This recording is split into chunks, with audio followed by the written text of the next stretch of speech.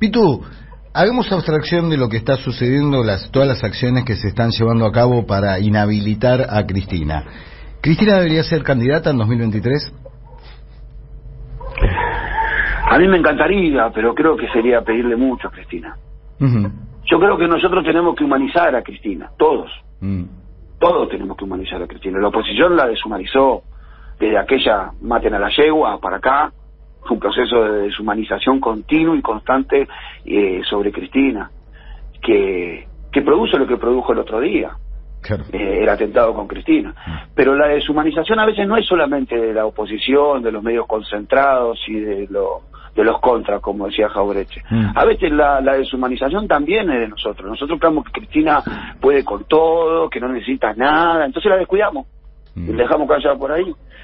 No es casual que a Cristina la hayan atentado, porque no. La figura política más importante de los últimos 30 años es Cristina, y la distancia que tiene con el segundo es como la distancia que tenía Maradona con el segundo mejor jugador del mundo en el 86. Es una distancia abismal. Entonces yo me pregunto, ¿cuándo los dirigentes del Frente de Todos se van a poner los pantalones de verdad y van a salir a construir lo que tienen que construir y poner a Cristina en el lugar que tiene que poner? ¿Cuánto tiempo vamos a pedirle la teta a Cristina todo el tiempo? Esa mujer sufrió un montón de cosas, es una mujer, nosotros nos dimos cuenta el otro día cuando la atentaron con Cristina, lo primero que pensamos es qué pasaba con el país, qué pasaba con nosotros, con la guerra civil. Esa es una mujer, es hija, es madre, es abuela, fue esposa, tiene sentimiento, y le acababan de gatillar a 20 centímetros de la cabeza, y yo sentí que nadie pensaba en ella. Entonces me parece que hay que humanizar a Cristina. A mí me encantaría. Lo que yo desearía en el fondo de mi corazón es que Cristina fuera presidenta de este país. Ahora, ¿le podemos seguir pidiendo cosas a Cristina? Esa es mi pregunta. Hay que ver qué quiere hacer ella. Claro, sí, siempre está la voluntad propia. Ahí Adrián estaba desgranando algunas de las cifras que decíamos, no son precisamente para descorchar, hablar de una baja de la pobreza de 0.8 y que crece la indigencia. ¿Cuál es tu percepción y el panorama que tenemos frente a nosotros a la altura ya de octubre, con una marcha de la inflación que no parece detenerse?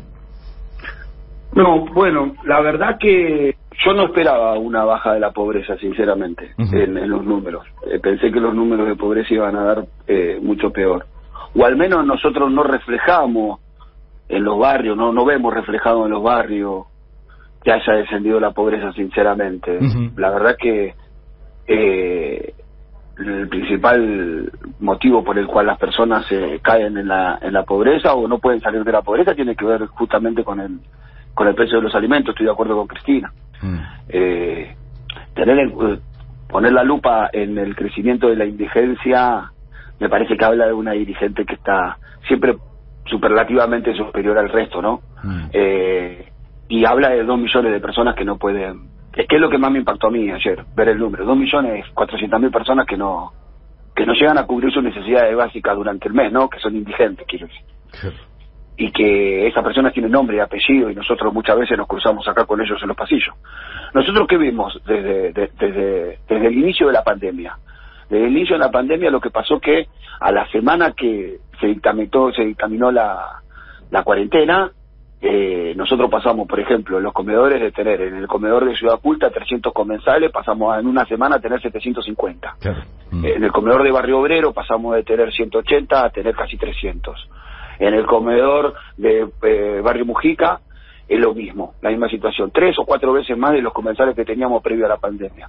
Cuando la pandemia pasó, bueno, la guerra, eso no volvió para atrás. Nosotros seguimos teniendo la misma cantidad de comensales. Y no es que la gente venga alegremente al comedor. Muchas de estas personas que se incrementaron durante la pandemia son personas que no estaban acostumbradas a comer del comedor, que si bien trabajaban en la informalidad se bancaban la olla ellos. Claro. Entonces esas personas empezaron a venir y vinieron como siempre como con mala gana, viste, vos notás cuando le molesta estar ahí a esa persona. Hay otros vecinos que ya están acostumbrados al sistema del comedor y lo sobreviven un poco mejor. Claro. Estos siguen viniendo con el tupper, con la misma mala cara, con la misma molestia. Muchas veces te piden un horario alternativo para retirar la comida porque le da vergüenza, porque dice que ellos nunca dependieron del comedor y mirá cómo están ahora. Eso no cambió. Entonces la idea, lo que me refleja mi barrio, lo que me refleja los barrios donde yo estoy, donde yo camino, es que la pobreza sigue estando ahí y que la indigencia claramente ha crecido y que eso tiene que ver con justamente lo que dice Cristina, la concentración en la producción de alimentos. Es imposible sostener la vida así. Nosotros vamos a un supermercado comprando lo mismo que compraste el mes pasado, a veces gastás hasta 1.500 pesos más que el mes pasado. Claro. Hacer un guiso para 4 personas está cerca de los 2.700 pesos, 2.500 pesos, 3.000 si querés tomar algo decente con tu familia. Claro. Estamos hablando, a mí lo que me indigna de esta situación, estamos hablando de la supervivencia de nuestra gente. Acá nadie quiere cambiar el auto, nadie está pensando dónde se va a ir de vacaciones.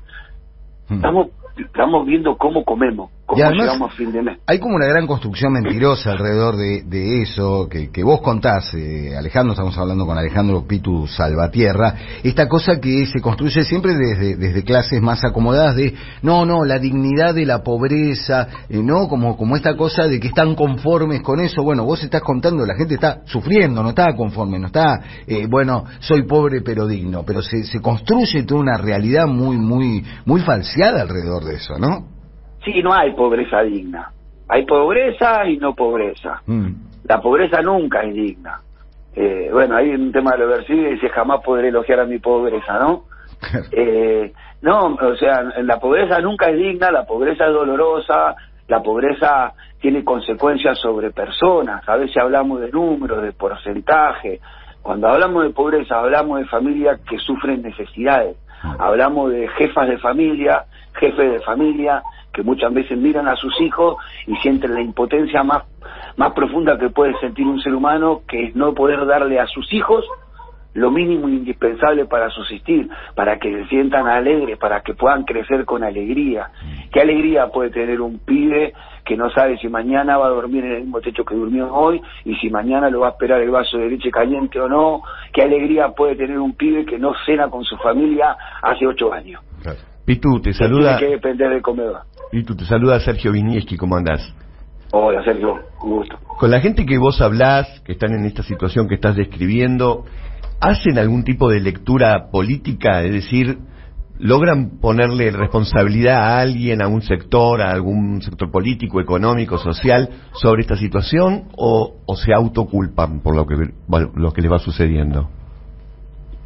Hay muchas situaciones en los barrios populares. Uno es un dirigente político, uno es un militante del barrio y trata de clarificar un montón de situaciones y transmitir. Hay muchos que entienden cuáles son los motivos o cuáles fueron los motivos que provocan la situación que estamos viendo hoy, que claramente es el gobierno de Mauricio Macri, que claramente son los miles de millones de dólares que nos endeudó con el Fondo Monetario Internacional, claramente el corsé del acuerdo con el Fondo Monetario Internacional es el gran problema que nosotros vivimos ahora. Pero lamentablemente somos los menos los que sabemos eso. Lo que reina en la mayoría de la gente es una desilusión muy profunda. No todos los que viven en una villa votaron siempre al peronismo o al kirchnerismo. Algunos votaron al PRO, a Cambiemos, a otra fuerza. No hubiera llegado Macri al gobierno si no lo hubiera votado nadie de los sectores populares, ¿no? Claro, sí. Entonces, ahí hay un voto de los sectores populares. Ese está desilusionado porque el gobierno de Macri fue un desastre. Pero después todos los demás, que optamos por un gobierno nacional y popular, también nos sentimos desilusionados. Yo creo que esa es la palabra que puede reflejar lo que viven los barrios populares, los sectores populares. Desilusión.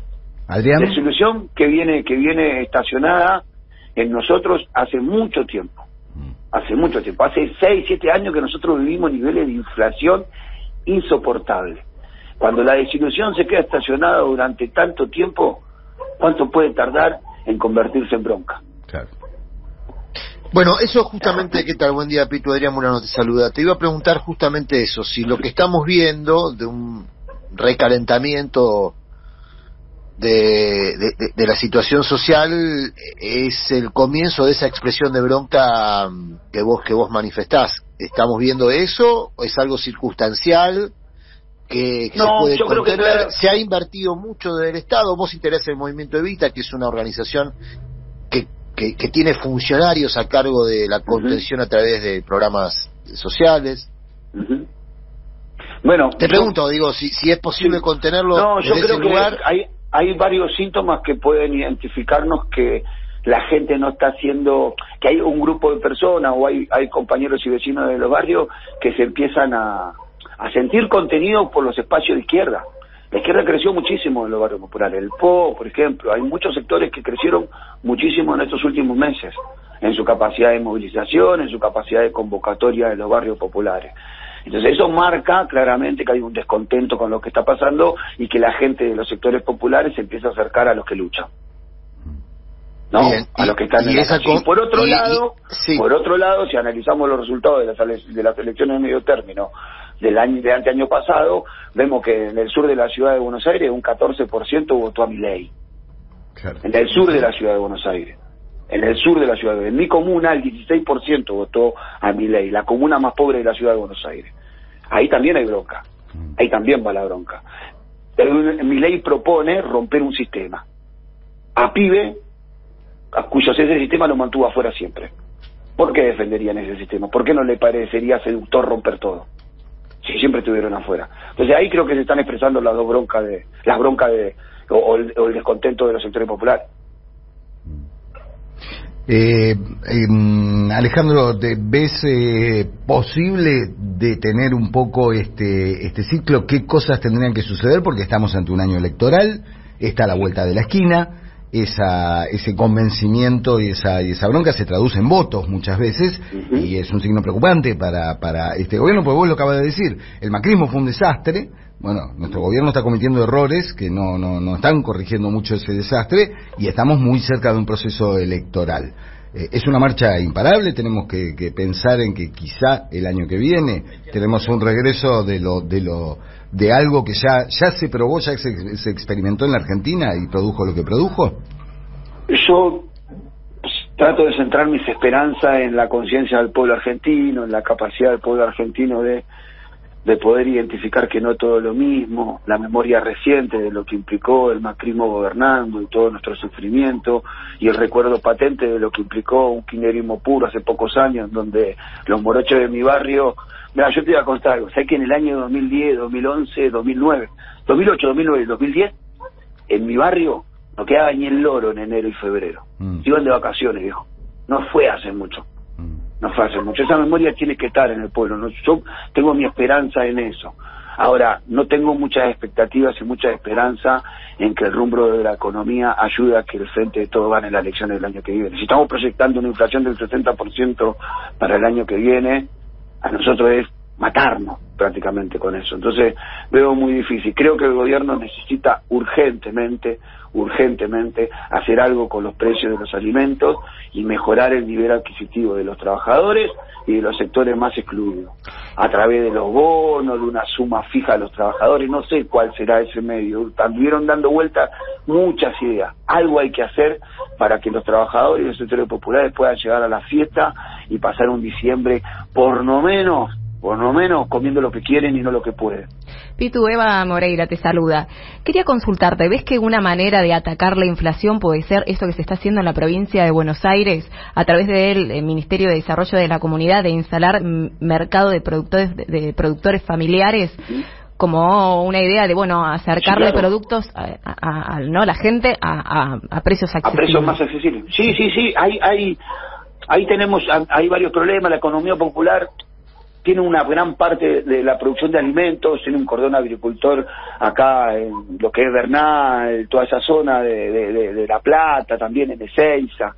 El problema ahí me parece que hay un problema de producción. Nosotros necesitamos elevar la producción de alimentos de estos quinteros para poder tener mayor volumen y poder llegar a mayor cantidad de personas a lo largo del ancho del país. Y claramente los mercados federales, que también es una propuesta también que Arroyo llevó, una ley que llevó a Arroyos, el exministro de Desarrollo, al Congreso y nunca avanzó, que era la creación de 400 mercados centrales en distintos puntos del país. Yo creo que puede ser una una posibilidad. Hay que romper el monopolio en la producción de alimentos, hay que romper el monopolio de la oferta de alimentos. La tarjeta alimentar también provoca de que nuestros vecinos vayan a los grandes supermercados, porque el chino del barrio, el almacén del barrio no tiene el póster. Entonces ahí también, cada vez que cargan la tarjeta alimentar, los supermercados te remarcan. Ahí me parece que hay que tener una presión muy fuerte sobre los grandes supermercados, al estilo control de precios, pero mucho más fuerte de lo que fue esta última vez, que fue una risa, y me parece que hay que generar cadenas de producción alternativas que nos vayan abaratando los costos de los alimentos. Lo de Vicentín fue claramente un error táctico del gobierno. Un error muy fuerte. Vicentín hoy nos hubiera dado la posibilidad de tener poder fijar precios en la empresa de construcción de producción de alimentos, nos hubiera dado cosas. Yo creo que el Estado tiene que generar eso, tiene que generar un sistema de producción de alimentos estatal que le permita a los sectores populares poder comer, sinceramente, porque el aumento de la indigencia, como bien lo dice Cristina, tiene que ver con el aumento de los alimentos, que no se explica por ningún lado. No hay manera que expliquen por qué te remarcan tanto los precios todo el tiempo. Un kilo de carne picada común te está saliendo entre 1.200 y 1.400 pesos, es increíble. Pitu, muchas gracias por este contacto, por esta charla y hasta cualquier momento. Un gran abrazo.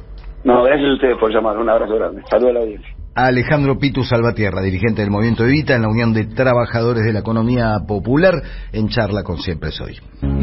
Buen punto tuvo Pitu, ¿no, Adrián? Eso de que a veces, que después del atentado todos pensamos el país, la guerra civil, qué pasará, y por ahí nos olvidamos de, le pusieron una pistola en la cabeza a una persona, a una mujer, ¿no? Sí, no, está muy bien esto de humanizar a Cristina, porque lo explicó muy bien Pitu, no hace falta parafrasearlo.